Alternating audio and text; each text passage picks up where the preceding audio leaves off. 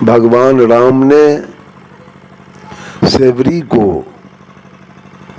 9 प्रकार की भक्ति बताया है। प्रथम भक्ति संतन कर संगा, दूसर रतिमम कथा प्रसंगा, गुरुपद पंकज सेवा, तीसरी भक्ति अमान, चौथी भक्ति मम गुण गना, करौं कपट तजी गान। मंत्र जाप मम दृढ़ विश्वासा, पंचम भजन सुवेद प्रकाशा, छठ दम शील विरति बहुकर्मा, निरत निरंतर सज्जन धर्मा। सातम सम मोहि मैं जग देखो, मोह से अधिक संत के लेखो। आठम जथा लाभ संतोषा, सपनों नहीं देखो पर दोषा। नवम सरल सबसे छलहीना, मम भरोसे ही हर्ष न दी। 9 प्रकार की भक्ति भगवान राम ने सेवरी को बताया, लेकिन सदगुरु कबीर ने तमाम दुनिया के लोगों को मात्र 4 प्रकार की भक्ति बताया है। उसमें पहला है श्रद्धा भक्ति, दूसरा है प्रेमा भक्ति, तीसरा है करुणा भक्ति और चौथा है स्नेहा भक्ति। श्रद्धा हमारी कहां होनी चाहिए? अभी आप सुन रहे थे, श्रद्धा आपकी लगी है पत्थर से। साहब कबीर ने कहा, तीरथ में पानी है, तीरथ में पानी है, होबे न कछु नहाय देखा, और प्रतिमा केवल जड़ है, बोले नहीं बुलाए देखा।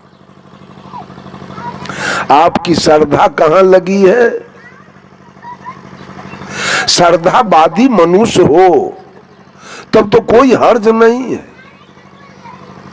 ये मानव हिंदू मुसलमान सिख ईसाई श्रद्धावादी नहीं है, अंध श्रद्धावादी है। और अंध श्रद्धावादी होने का मतलब है कि सारे लोग मिट्टी की पूजा कर रहे हैं, पानी की पूजा कर रहे हैं, अग्नि की पूजा कर रहे हैं, आकाश की पूजा कर रहे हैं, सूरज की पूजा कर रहे हैं, चंद्रमा की पूजा कर रहे हैं। ये अंध श्रद्धावादी लोग हैं। ये मंच अंध श्रद्धा का नहीं, ये मंच शंका का है, ये मंच विश्वास का नहीं है, ये मंच विचार का है, ये मंच अनुमान का नहीं है, ये मंच अनुभव का है, और ये मंच मानने का नहीं है, ये मंच जानने का है। I keep 6 honest serving men, they taught me all I know. मैं कुछ नहीं जानता हूं और अपने पास 6 कर्तव्य परायण ईमानदार व्यक्ति को रखता हूं। जो कुछ भी मैंने सीखा है इन्होंने ही सिखाया है, और इनके नाम है their names are what, why, who, when, where and how.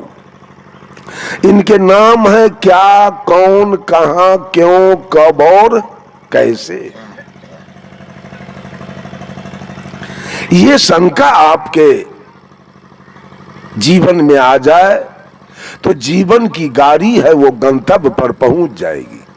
लेकिन सारे लोग आद अंधश्रद्धावादी बन गए। लोगों ने इल्जाम लगाया कि कबीरपंथी किसी को मानने के लिए तैयार नहीं है।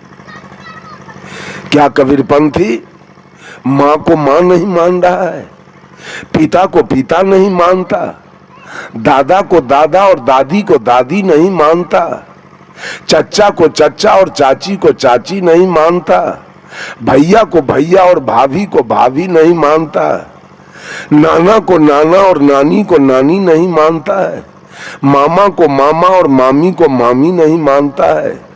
क्या कबीरपंथी मौसा को मौसा और मौसी को मौसी नहीं मानता है? क्या कबीरपंथी धरती को धरती और आसमान को आसमान नहीं मानता है? क्या सूरज को सूरज, चंद्रमा को चंद्रमा, तारा को तारा नहीं मानता है? क्या हवा को हवा, पानी को पानी, आग को आग नहीं मानता है? क्या कबीरपंथी गाय को गाय और भैंस को भैंस, कुत्ता को कुत्ता और गीदड़ को गीदड़, हाथी को हाथी और घोड़ा को घोड़ा नहीं मानता है? क्या कबीरपंथी आम को आम और लीची को लीची, बरहर को बरहर और कटहल को कटहल नहीं मानता है? क्या कबीरपंथी गेहूं को गेहूं, मकई को मकई, धान को धान और जौ को जौ नहीं मानता है? तो क्या कबीरपंथी आपके कहने से गोबर को भगवान माने? आपके कहने से मिट्टी को भगवान माने? आपके कहने से पानी को भगवान माने? आपके कहने से अग्नि को भगवान माने? और आपके कहने से सूरज को भगवान माने? आपके कहने से चंद्रमा को भगवान माने? यही मानना है क्या? ये मानना है क्या? हम सूरज को सूरज मानते हैं, हम चंद्रमा को चंद्रमा मानते हैं, हम तारा को तारा मानते हैं, हम धरती मत बाढ़िए, हम धरती को धरती मानते हैं, हम आसमान को आसमान मानते हैं, हम पानी को पानी मानते हैं, हम अग्नि को अग्नि मानते हैं, हम धरती को धरती मानते हैं और आकाश को आकाश मानते हैं। एक दिन की घटना है, पूज्य गुरुदेव आचार्य श्री धर्म स्वरूप साहब का कार्यक्रम पूर्णिया के इर्द गिर्द में 3 दिवसीय कार्यक्रम चल रहा था। गुरुजी रोज दिन सवेर के सत्र में मठ पर से स्नान ध्यान करके जलपान करके मंच पर जाते थे और शाम के सत्र में मंच पर से उतरे और चले आते थे अपने आश्रम। सवेर में जा रहे थे, मंच पर एक दरोगा विपरीत दिशा से आ रहा था। दरोगा ने गाड़ी को देखा और ऐसे इशारा किया रोकने के लिए। साहब जी ने ड्राइवर को कहा गाड़ी रोक दो। गाड़ी रुकी, साहब जी ने दरवाजा खोला, वो दरोगा आया और साहब जी को चरण छूकर प्रणाम किया और कहा गुरुजी, सुनने में आया कि आपका 3 दिवसीय कार्यक्रम पूर्णिया के शहर के इर्द गिर्द में हो रहा है। विचार किया कि जाऊं जरा सदगुरु के विचार को सुनूं, लेकिन मैं आ नहीं सका।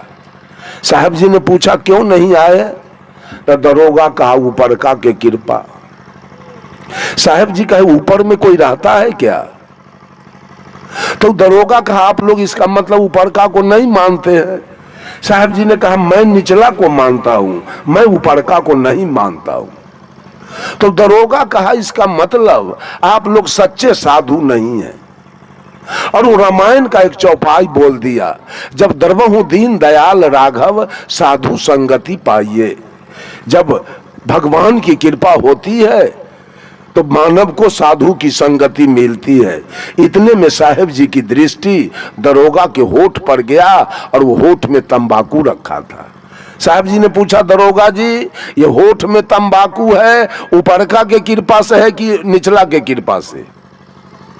कहा नहीं ये तो निचले के कृपा से।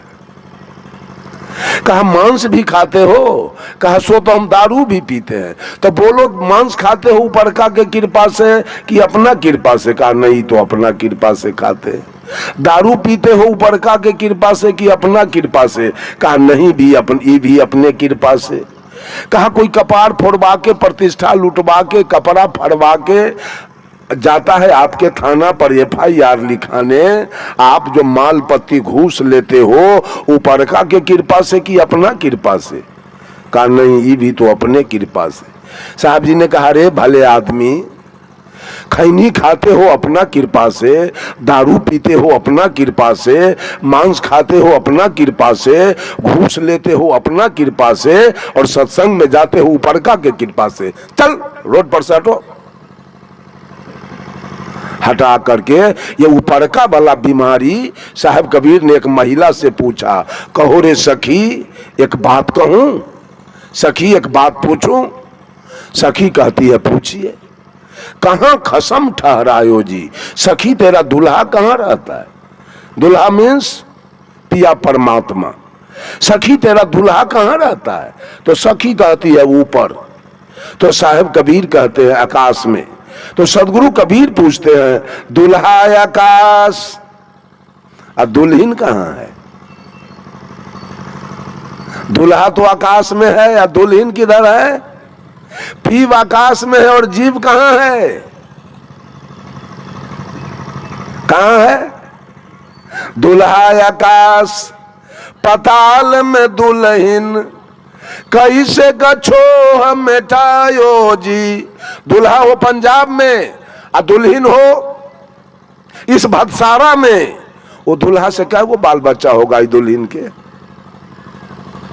ये दुल्हा से कब भेंट होने वाली है, कब मोहब्बत होने वाला है। परोक्ष में दुल्हा बैठा है, परोक्ष में भगवान बैठा है।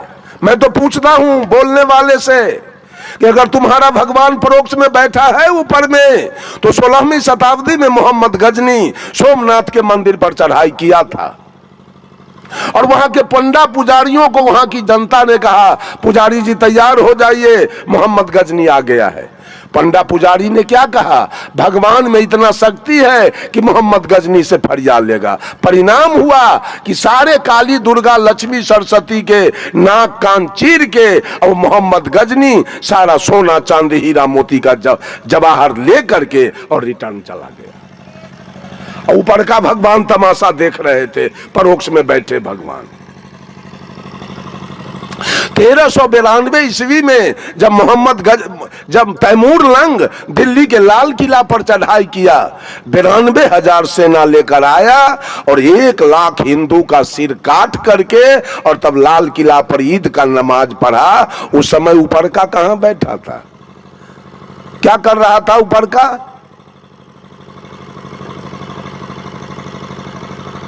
क्यों नहीं युद्ध किया तैमूर लंग के साथ, क्यों नहीं हिंदू को बचाया। ये धर्म धुरंधर लोग, ये धर्माधिकारी लोग, धर्म के ठेकेदार लोग, ये भोली भाली जनता को केवल बलगलाने का काम किया। ऊपर में परमात्मा बैठा है, ऊपर में परमात्मा बैठा है, उसकी पूजा करो तुम्हारा कल्याण हो जाएगा।